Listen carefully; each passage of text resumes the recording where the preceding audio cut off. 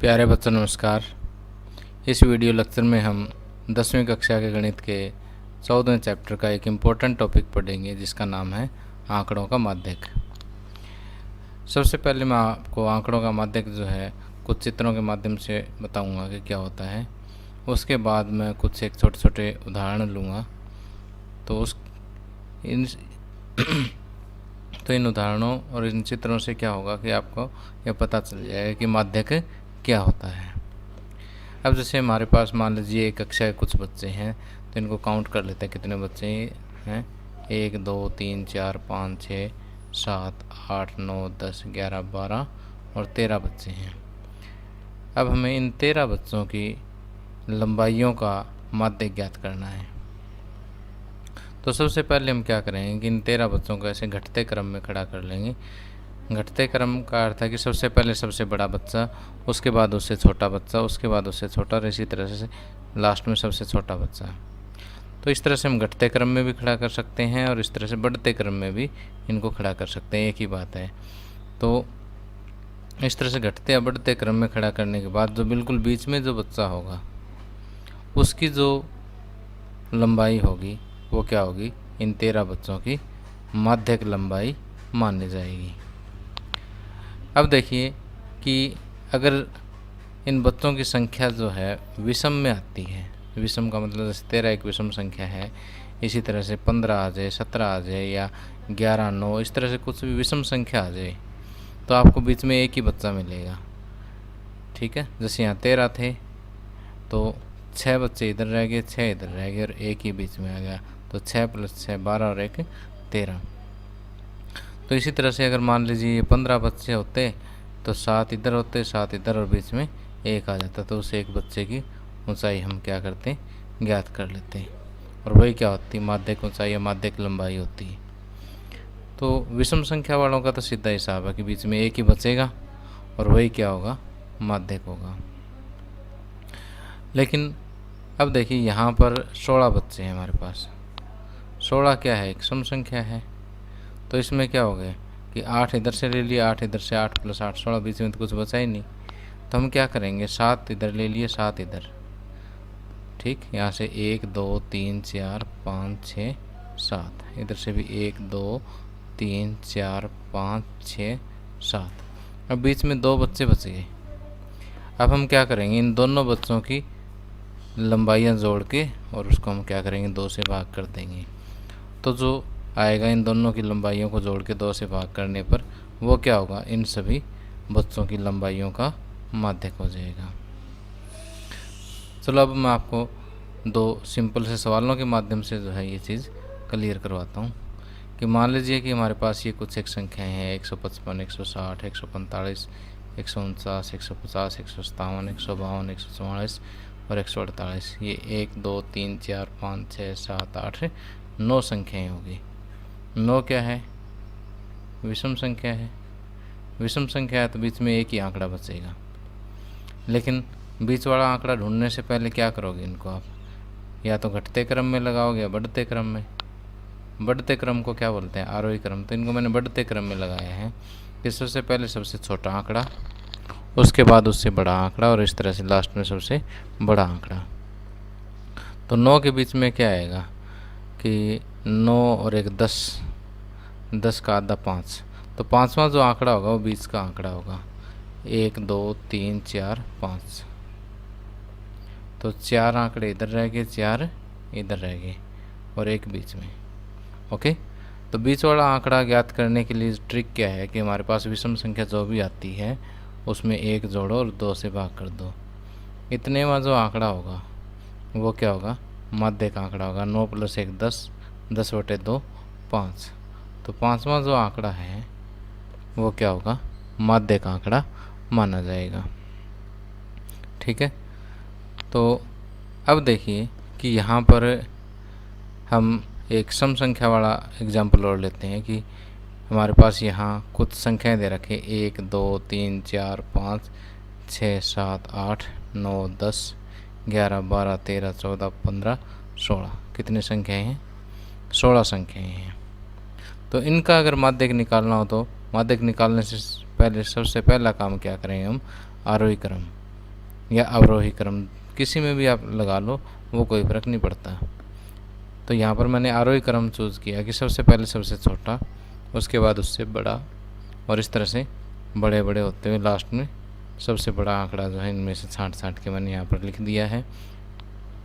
अब देखो कि 16 है तो 16 का आधा ले लो आप। 16 का आधा हो गया 8, कि पहला, दूसरा, तीसरा, चौथा, पाँचवा, छठा, सातवां, आठवां। एक तो 8वां और एक 16/2 + 1वां, यानी 8 और एक 9वां आंकड़ा, 8वां और 9वां आंकड़ा। अब ये दो बिल्कुल सेंटर में आ गए, चेक कर सकते हो आप कि इधर 1 2 3 4 5 6 7, इधर भी 1 2 3 4 5 6 7, तो बीच में 2 आंकड़े आ गए ना। कौन कौन से? 10 और 14। हम क्या करेंगे, इन दोनों को जोड़ के 2 से भाग दे देंगे। 14 और 10 24, 24 को क्या किया आपने, 2 से भाग कर दिया, कितना आ गया? 12। तो इन आंकड़ों का जो माध्यक है वो कितना आ गया? 12। ठीक है, तो इस तरह से हमें आंकड़े जो है उनकी संख्या चाहे विषम दे रखी हो चाहे सम दे रखी हो, सम दे रखी होगी तो बीच में 2 आंकड़े आएंगे, दोनों को प्लस करके हम 2 से भाग कर देंगे, तो यहाँ से माध्यक आ जाएगा। और अगर हमें विषम संख्या में आंकड़े दे रखे हैं तो हम सीधा क्या करेंगे, उसमें एक जोड़ा 2 से भाग कर दिया, हमें पता लग जाएगा कि बीच वाला आंकड़ा कौन सा है, वही क्या होगा, इनका माध्यक होगा। अब देखिए, इस तरह के जो सिंपल सवाल है हम 9वीं कक्षा में पढ़े थे। अब 10वीं कक्षा में जो है कि गणित में इस तरह के सवाल नहीं है, लेकिन फिर भी जैसे हमारा एग्ज़ाम में जो है बहुत सारे ऑब्जेक्टिव क्वेश्चन आते हैं, तो ऑब्जेक्टिव क्वेश्चन में यानी जो MCQ आते हैं आपके,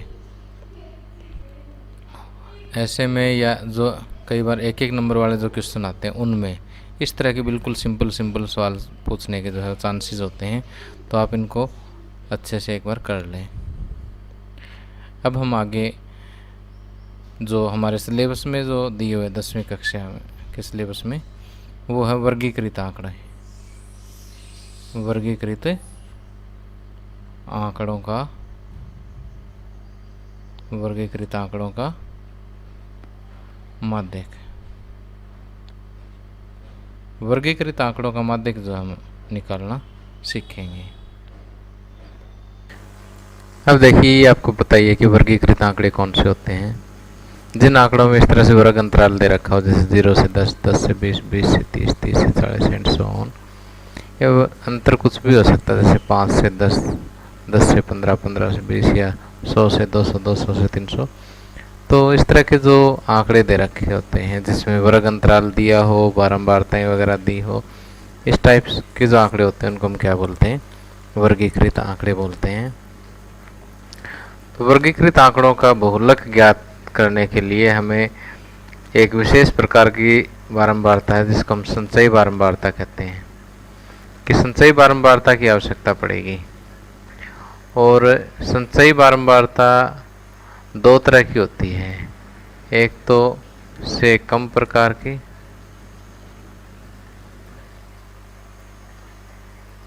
और एक से अधिक प्रकार की। तो पहले मैं आपको ये दोनों प्रकार की बारंबारताएं बनाना सिखाता हूँ, उसके बाद जो है मैं आपको बहुलक का सूत्र बताऊंगा और हम बहुलक के प्रश्नों को हल करेंगे। तो देखिए, यहाँ पर ये हमें वर्गीकृत आंकड़े दे रखे हैं, इनसे हम एक पहले कम प्रकार की बारंबारता जो है बनाएंगे। तो यहाँ पर पहले आंकड़ों को समझना आवश्यक है कि जैसे 0 से 10 अंक प्राप्त करने वाले विद्यार्थियों की संख्या कितनी है? 5। 10 से 20 प्राप्त करने वालों की संख्या 3। 20 से 30 अंक प्राप्त करने वाले विद्यार्थियों की संख्या 4 है। इसी तरह से आगे चलते हुए 90 से 100 तक अंक प्राप्त करने वाले विद्यार्थियों की संख्या 8 है। तो यदि हम ये कहें कि 0 से 10 अंक प्राप्त करने वाले विद्यार्थी कितने? 5, तो हम कहें कि 10 से कम अंक प्राप्त करने वाले विद्यार्थी कितने होंगे, 5 ही होंगे। अब 10 से 20 वाले कितने, 3। और मैं कहूँ कि 20 से कम में देखिए कि ये 10 वाले भी आगे और ये भी आएंगे। तो 20 से कम में क्या होगा कि 5 और 3 8 दोनों हो जाएंगे, ठीक। और 30 से कम में 0 से 10 वाले भी आएंगे, 10 से 20 वाले भी आएंगे, 20 से 30 वाले भी आएंगे। तो हम क्या करेंगे, देखो इन दोनों का टोटल तो अपन यहाँ कर ही रखा है 8, तो 8 और 4 12 कर देंगे। इसी तरह से 40 से कम वाले में इन सभी का टोटल आ जाएगा, लेकिन यहाँ तक का टोटल तो यहाँ 12 हो ही गया। आगे देखो 5 3 8 और 4 12, ये अपन 12 करके रखा है, तो 12 + 3 15। इसी तरह से 50 से कम वाले 15 + 3 18, और 60 से कम में 18 + 50 से 60 वाला आंकड़ा, और 18 + 4 22। 70 से कम में 22 + 7 29। 80 से कम में 29 + 9 कितने हो गए, 38। और 90 से कम में 80 से 90 वाला जुड़ जाएगा, 38 + 7 45। और 100 से कम में 45 + 8 कितना हो गया, 53। तो इस तरह से हम एक नई बारंबारता बनाते हैं, जिसको हम कहते हैं कम प्रकार की बारंबारता। कम प्रकार की बारंबारता बनाते टाइम हम किसका प्रयोग करते हैं, वर्ग अंतराल की ऊपरी सीमा का प्रयोग करते हैं। ध्यान रखना कि 10 से कम, 20 से कम, 20 से कम में सारे आ गए, 30 से कम में ऊपर वाले सारे आ गए, 40 से कम में और ऊपर वाले सारे आ गए, 50 से कम में भी ये सारे आ जाते हैं, ठीक। इसी तरह से, लेकिन इसका लिखने का तरीका क्या रहेगा, बिल्कुल आसान है।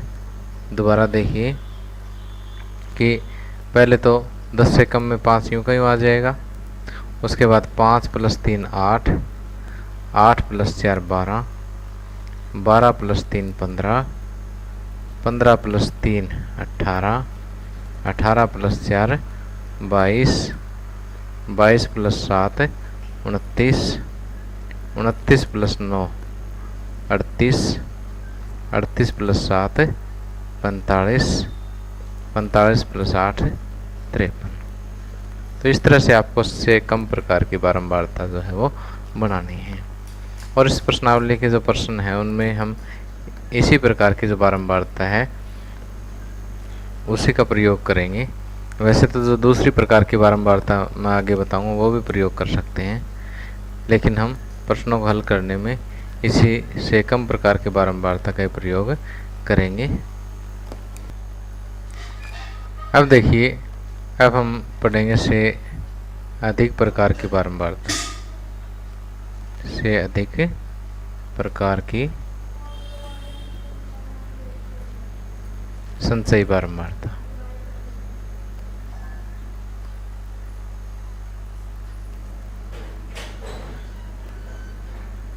से अधिक प्रकार की संचयी बारंबारता में हम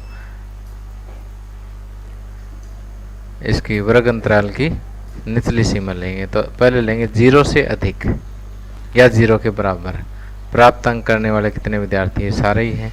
और इन सभी का टोटल हमने कितना देखा था अभी पिछली स्लाइड में, जो देखा था कि 53 विद्यार्थी हैं। सेम टू सेम वही टेबल उठाई है मैंने जो पिछले से कम प्रकार की संचयी बारंबारता के लिए ली थी, बिल्कुल वही है।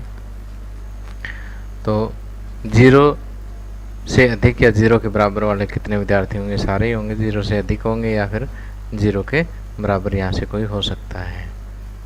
अब 0 से अधिक या उसके बराबर कितना लिख देंगे, 53। अब 10 से अधिक या 10 के बराबर, उसमें 5 शामिल नहीं होगा, तो मैं इस 5 को माइनस कर देता हूँ। 53 - 5 कितने हो जाएंगे, 48 हो जाएंगे, 10 से अधिक या उसके बराबर। अब 20 से अधिक या 20 के बराबर, ये 3 और माइनस हो जाएगा। तो यहाँ तक तो हमने माइनस कर रखा है, तो 48 में से 3 और माइनस कर दिया, कितना होगा 45। 30 से अधिक या इसके बराबर, तो 45 में से 4 और माइनस कर दीजिए, कितने बच गए 41। 40 से अधिक या 40 के बराबर, ये 3 और माइनस कर दीजिए, कितना बच गया 38। 50 से अधिक या उसके बराबर, तो 38 में से 3 और माइनस कर दीजिए, कितना बच गया 35। अब इस 35 को पकड़ लो, 35 में से 4 माइनस कर दो 31। अब 31 को ले लो, 31 में से 7 माइनस कर दो 24। फिर 24 को ले लो, 24 में से 9 माइनस कर दिया 15। अब 15 में से 7 माइनस कर दिया 8। अब यहाँ पर 8 और ये 8 जो आपका क्या आना चाहिए, सेम आना चाहिए।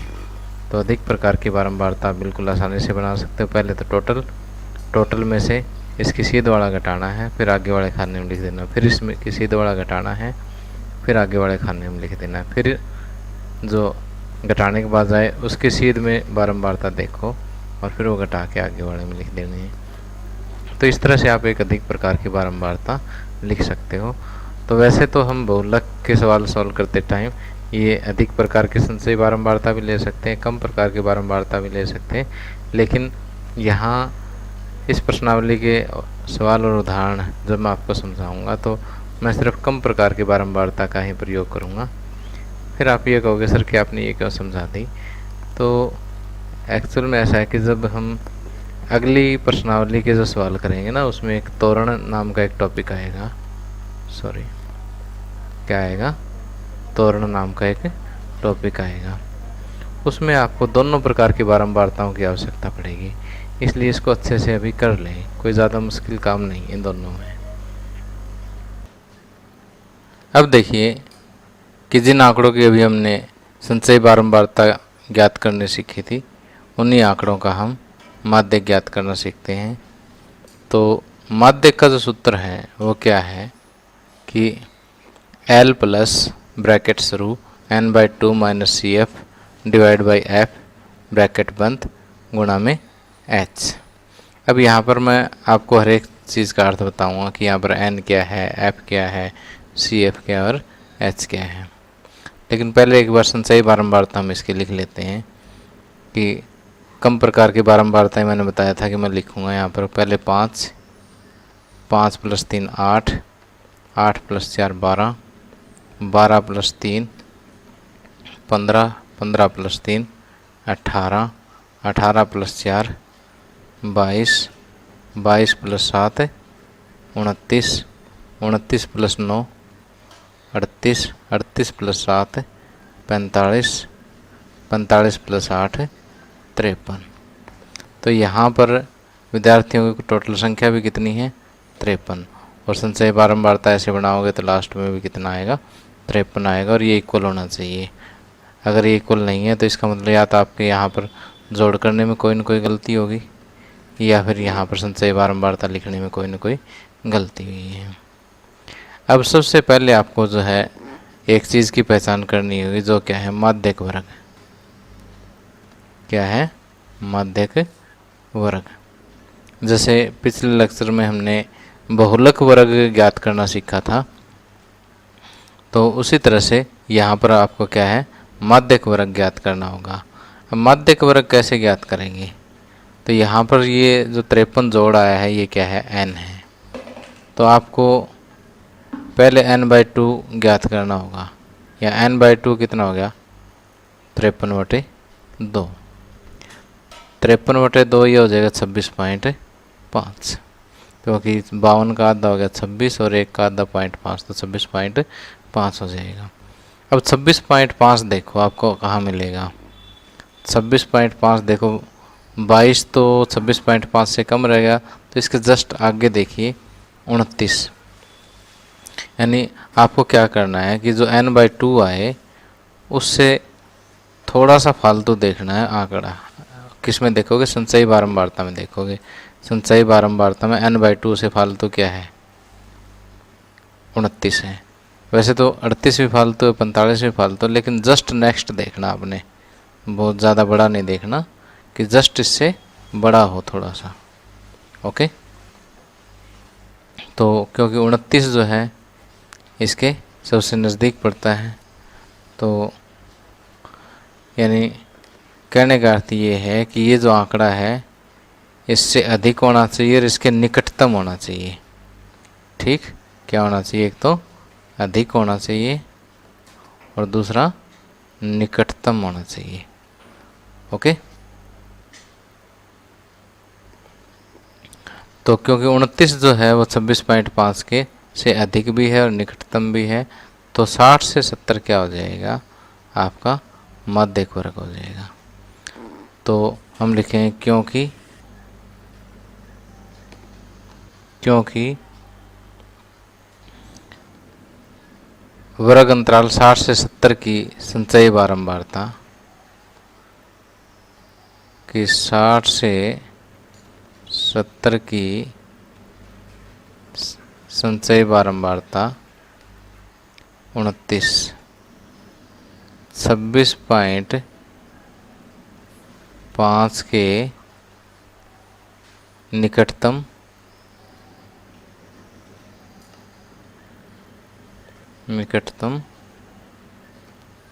व अधिक है। इसलिए माध्यक वर्ग क्या होगा? 60 से 70 होगा। ओके, अब इस फॉर्मूले को समझते हैं कि L क्या है? माध्यक वर्ग की निचली सीमा है। ओके, L क्या है? माध्यक वर्ग की निचली सीमा है। ठीक, n/2 आपने देख ही लिया कि n कितना है? 53। ओके, तो n की जगह 53 रखो। अब CF क्या है? CF है कि जो माध्यक वर्ग है उससे पहले वाले वर्ग की संचयी बारंबारता, उससे पहले वाले वर्ग की संचयी बारंबारता, यानी CF जो है वो कितना है? यहाँ पर इस केस में 22 है। और F क्या है? ओके, F क्या है? F जो माध्यक वर्ग है उसकी बारंबारता है। F क्या है? माध्यक वर्ग की बारंबारता है। ओके, तो यहाँ पर देखिए एक बार फिर से क्या करना आपने कि L मैंने आपको क्या बताया कि जो माध्यक वर्ग की निचली सीमा जो है वो L है। तो यहाँ पर L कितना हो गया? 60 हो गया। n/2 अभी आपने निकाला यहाँ से कितना? 26.5 हो गया। और क्या रह गया? CF जो है वो माध्यक वर्ग से जस्ट पहले वाले वर्ग की बारंबारता है 22। और F क्या हो गया? माध्यक वर्ग की बारंबारता है 7 हो गया। और H जो हमने पहले किया था कि वर्ग अंतराल का जो माप है, यानी ऊपरी सीमा में निचली सीमा घटा दो, 40 - 30 कितना बच गया? 10। तो अब बस ये चीज़ें हैं इस फार्मूले में पुट करनी है, सोल्व करनी है, इससे माध्यक निकल जाएगा। माध्यक बराबर क्या लिखेंगे? L कितना है? 60 प्लस n/2 क्या हो गया? 26.5 माइनस CF कितना है? 22 बटे में F कितना है? 7 गुणा में 10। अब देखिए कि 60 प्लस 26.5 में से 22.5 तो 4.5 बचेगा। 4.5 बटे में 7 ओके गुणा में 10। तो पहले गुणा हल होगी, तो क्या होगा कि 60 प्लस 4.5 को 10 से गुणा करेंगे 45 बटे में 7 और 60 45 को 7 से भाग दोगे तो ये आएगा 6.4 के लगभग आएगा। तो 60 और 66.4। तो दिए गए आंकड़ों का जो माध्यक है वो कितना आ जाएगा? 66.4 आ जाएगा। ओके।